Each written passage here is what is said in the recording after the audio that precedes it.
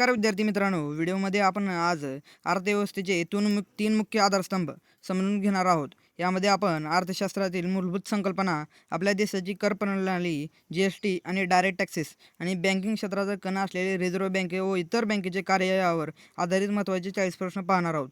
स्पर्धा परीक्षेच्या दृष्टिकोनातून सामान्य ज्ञानासाठी हे प्रश्न अत्यंत डीप लेवलचे असून व्हिडिओ शेवटपर्यंत नक्की पहा, कारण हे प्रश्न तुमच्या अभ्यासाची दृष्टिकोनातून बदलू शकतात. चला तर प्रश्न क्रमांक 1 सुरू करूया. तर व्हिडिओवर नवीन असाल तर लाईक आणि सबस्क्राईब करायला विसरू नका.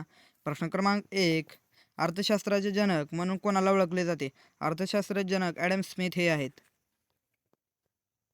प्रश्न क्रमांक 2, नॅशनल सॅम्पल सर्व्हे ऑर्गनायझेशन NSSची स्थापना कोणत्या वर्षी झाली?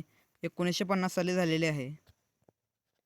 प्रश्न क्रमांक 3, मानवी विकास निर्देशक HDI ही संकल्पना कोणी मांडली?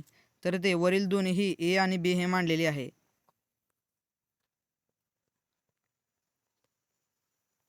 प्रश्न क्रमांक 4, जेव्हा अर्थव्यवस्थेत वस्तूच्या किमती वाढतात आणि पैशाचे मूल्य, तेव्हा त्या स्थितीला काय म्हणतात? तर चलनवाढ हे म्हणतात. प्रश्न क्रमांक 5, भारतामध्ये राष्ट्रीय उत्पन्नाची गणना करणारी संस्था कोणती? तर ते केंद्रीय सांख्यिकी कार्यालय CSO हे आहे. प्रश्न क्रमांक 6, मिश्र अर्थव्यवस्था म्हणजे काय? मिश्र अर्थव्यवस्था सार्वजनिक आणि खाजगी क्षेत्राचे सह अस्तित्व आहे. प्रश्न क्रमांक 7, कोणत्या पंचवार्षिक योजनेत गरीब हटावची घोषणा करण्यात आली? तर ते 5व्या घटने ह्याच्यात आलेले आहे घोषणा. प्रश्न क्रमांक 8, लॉरेन्स कर्व कशाचे मापन करण्यासाठी वापरला जातो?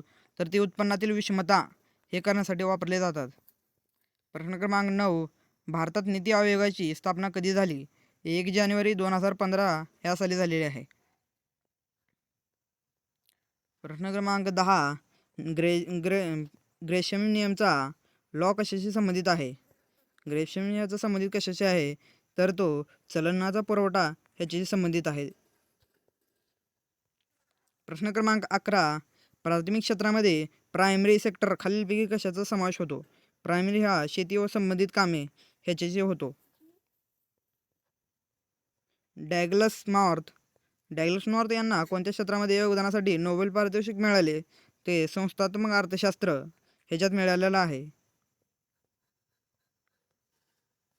प्रश्न क्रमांक 13, भारताचे पहिले 24 तास चालणारे चलन करन्सी कोणते होते? तर ते कागदी नोटा होते.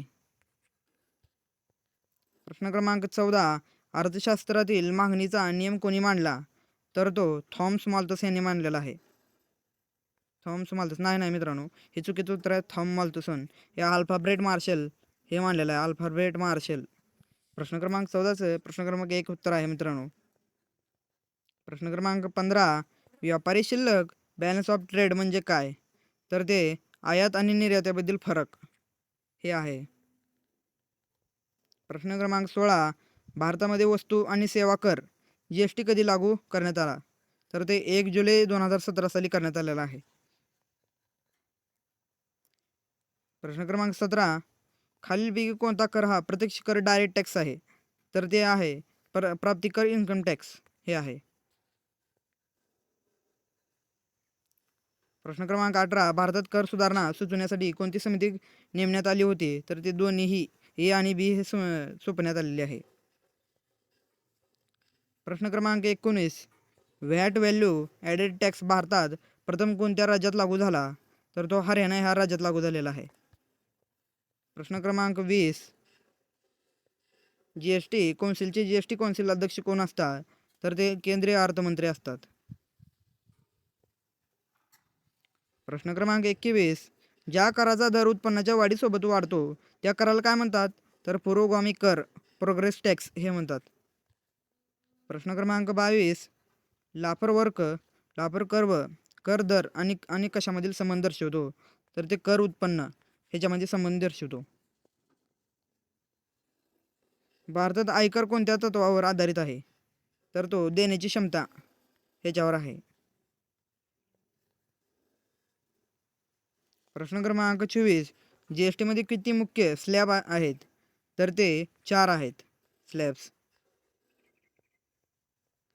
प्रश्न क्रमांक 25, उपकर केस म्हणजे काय?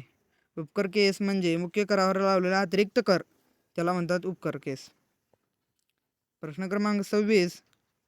केंद्रीय अर्थसंकल्प सादर करण्याची तारीख 1 फेब्रुवारी कधीपासून करण्यात आली? तर ते 2017 पासून करण्यात आलेली आहे.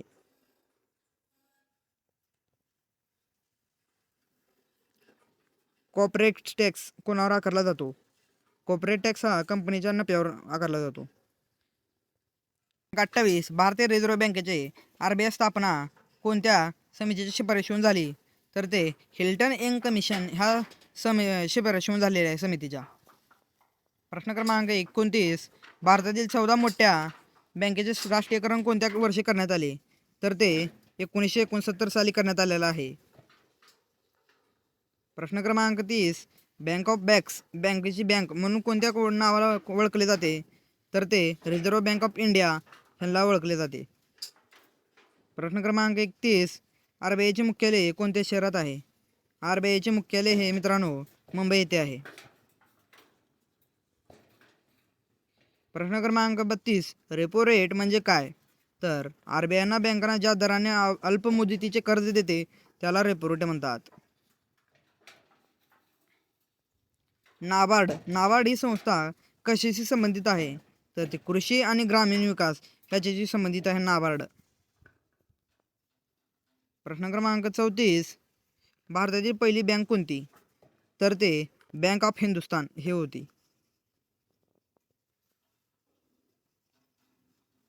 बँक रेट वाढवल्यास बाजारातील पतपुरवठ्यावर काय परिणाम होतो? तर पतपुरवठा कमी होतो.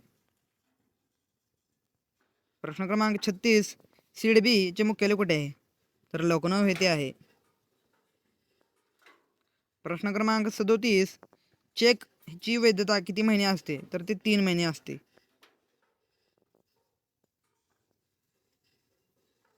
KYCचा फुल फॉर्म काय? KYC कोण युअर कस्टमर हे आहे. KYCचा पूर्ण फॉर्म काय आहे? तर KYC कोण युअर कस्टमर. प्रश्न क्रमांक 39. भारतात कागदी चलनाचा अधिकार कोणाला आहे? तर ते रिझर्व्ह बँक ऑफ इंडिया यांना आहे कागदी चलनाचा. प्रश्न क्रमांक 40. बेस रेट म्हणजे काय? तर मित्रांनो बेस रेट म्हणजे याचं काय उत्तर ते कमेंटमध्ये टाका. आणि आपले 40 प्रश्न कंप्लीट झाले. 40 पैकी तुम्हाला किती बरोबर आले ते कमेंटमध्ये लिहा. आणि व्हिडिओवर नवीन असाल तर लाईक आणि सबस्क्राईब करायला विसरू नका. आणि तुमच्या मित्रांना पण शेअर करा. आणि येणारा व्हिडिओ कोणत्या टॉपिकवर आणायचा आहे ते कमेंट करून नक्की सांगा. धन्यवाद मित्रांनो.